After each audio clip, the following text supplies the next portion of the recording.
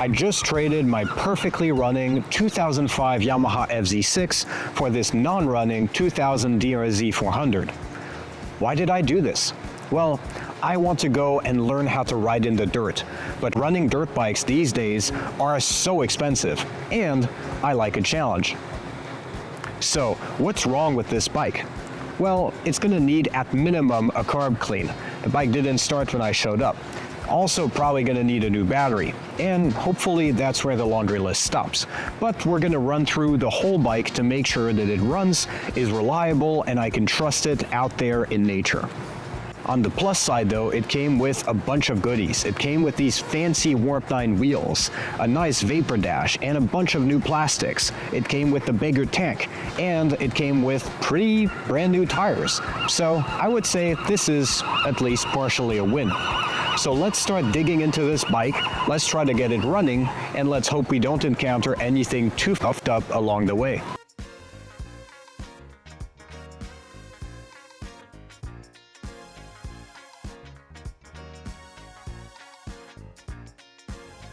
The first step we are going to take is to change the oil. Now, the DRZ has an interesting oiling system where the oil is stored in the frame. So we're going to remove the drain bolt at the front of the frame and then the second drain bolt at the bottom of the case. Now, you might be able to see in the video the oil looks super thin, and in person the oil just stunk of gas.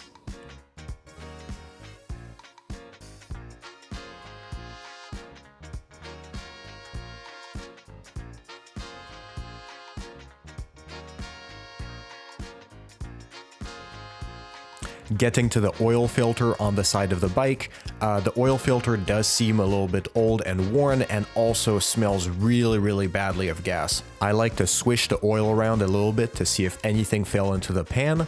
In this case, we're not seeing anything too problematic. We're seeing a little bit of clutch material. Just for good measure, I'm also running a magnet through it to see if there's anything magnetic in the pan, and there isn't, which is a good sign. For this first oil change, I'm going to be using Rotella.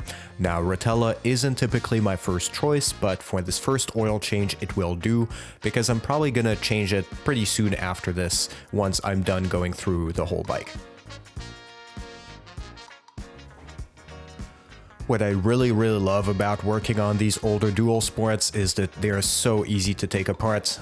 You can literally take all the plastics off and the tank off in less than 10 minutes, which is great.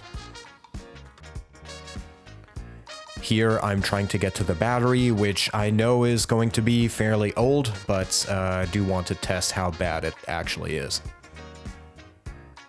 If we can save a little bit of money by bringing an old battery back to life, I am all for it.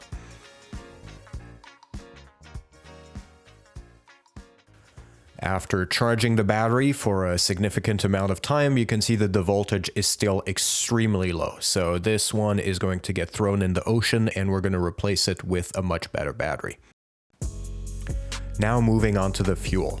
I'm checking that the petcock is flowing fuel in all positions to make sure the petcock is in good shape. Generally, DRZs have vacuum petcocks, at least the DRZ 400S and SM models. However, this one has had it replaced with a normal gravity-fed petcock.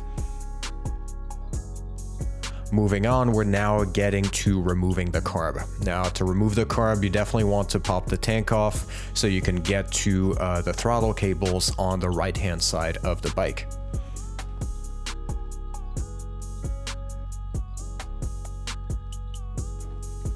You can now see me struggle to remove the carb. Now, what I learned putting the carb back in is that it's a lot easier to remove the top subframe bolt and loosen the bottom subframe bolts just a little bit to give yourself a little bit more wiggle room with the airbox to move the carb out of the way.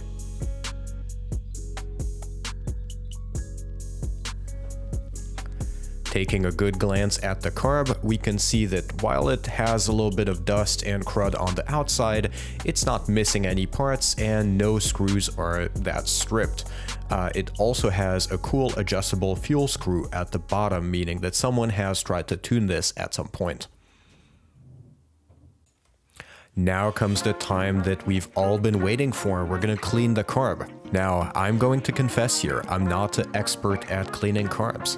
I don't have a lot of bikes that had carbs throughout my ownership, so I didn't have the pleasure of working on them that much. This isn't meant to be a perfect step-by-step to rebuild this carb, but I'm going to share a couple of tips that I found super useful along the way. And if you check the description below this video, I'll also link a video that I really enjoyed about a pro Harley mechanic rebuilding a carb. Truly a masterclass in rebuilding a carburetor. Starting by removing the diaphragm and diaphragm cover. Once we remove the diaphragm assembly, we will then be able to set the carb upside down to work on the rest of the bolts. Note the small O-ring, which I believe is a remnant of castings for restricted carburetors in different markets. I'm using this neat little tray that I found at Harbor Freight to stay organized. This allows me to have a surface where I can keep all of my parts without having any risk of them rolling off the bench. I like to take a lot of pictures as I'm going through projects like these because this will allow me to have a reference for the future.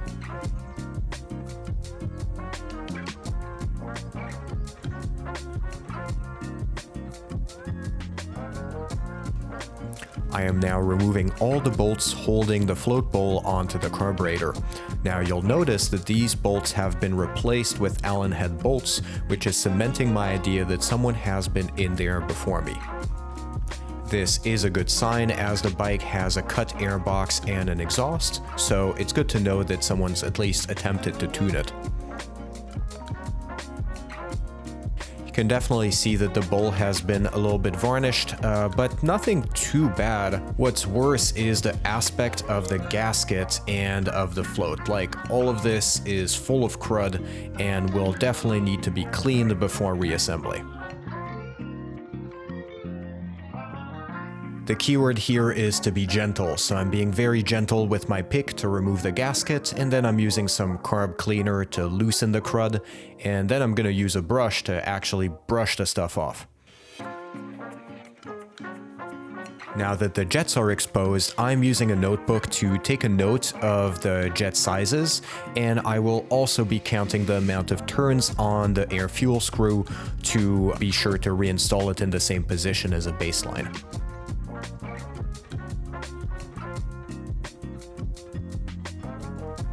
Here, I'm removing the screw for the float assembly in order to remove the float.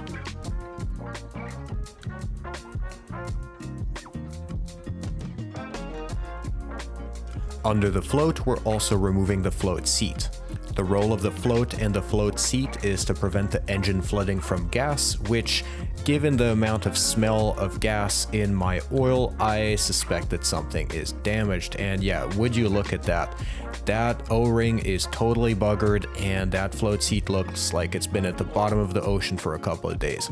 I'm now working on removing the jets. When removing the jets, definitely make sure the screwdriver is the perfect size to remove the jets. I got lucky. This screwdriver from Harbor Freight is exactly the right size. Now, these jets don't look too bad at all, actually. Even the O-rings look relatively fresh, so this isn't too bad. And I also double checked with JD, and these JD jets that are aftermarket jets are the right size for the mods for the bike. So the tuning of the carb looks to be correct according to the instructions on the JD website. Don't forget to remove the needle jet, which is seated into the carb body.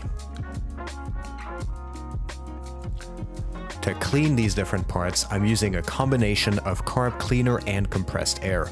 I want to avoid as much as possible using picks because picks might damage the different tiny holes and make them slightly bigger, which would mess with the tuning. I'm now removing the air cutoff valve assembly. The role of this assembly is to prevent popping on deceleration. You will notice that I conveniently forget that this is a spring-loaded part. Okay, 3, 2, 1. Did you catch that? Thankfully, it didn't spring very far, but I would learn from my mistake if you are doing this at home. Now is time to rebuild. So I found this Mikuni rebuild kit on the JD website online. This kit is meant to rebuild BSR 36 carburetors like we find on our DRZs. It contains a bunch of new parts and O-rings in order to make sure we start fresh.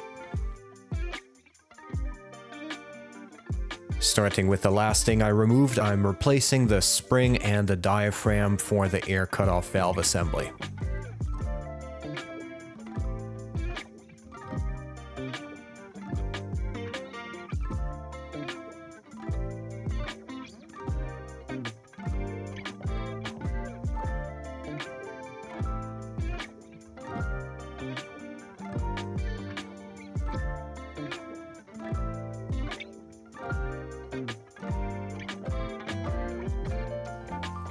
I'm using a pick to very gently situate the needle jet in the correct position. I'm being very careful to not scratch the sides of the casting and to not scratch the needle jet itself. You can see how much better that new float valve looks. Let's hope that it keeps the gas in the gas tank and outside of my engine case now. I'm gently putting the float back and replacing all of those screws with new screws provided in the kit.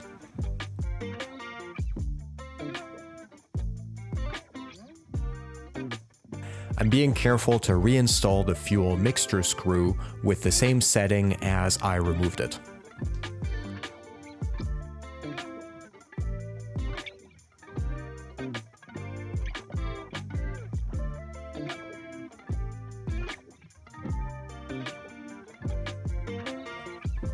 I put a little bit of grease on all O-rings, but especially on this lower O-ring, which is sealing the float bowl to the carb.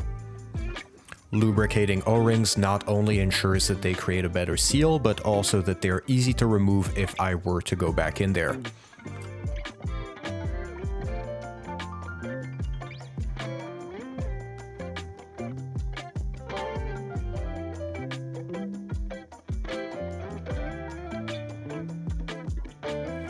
Finally, I'm reinstalling the diaphragm and the needle, replacing the diaphragm with the fresh one provided in the kit. There we go, the carb is now ready to live a new life. It had been a while since I rebuilt a carb, and this process really wasn't so bad. The key is to stay organized, take a lot of pictures, and take a couple of breaks. Yeah, so all of that was going way too easy, right? We got the carb out, we got it all cleaned up, it wasn't even that buggered. The jets were honestly in a pretty good shape, just had a little bit of varnish in the bottom. So once we got that back in, we had new gas in, we had a fresh battery, and I was feeling confident the bike was gonna start.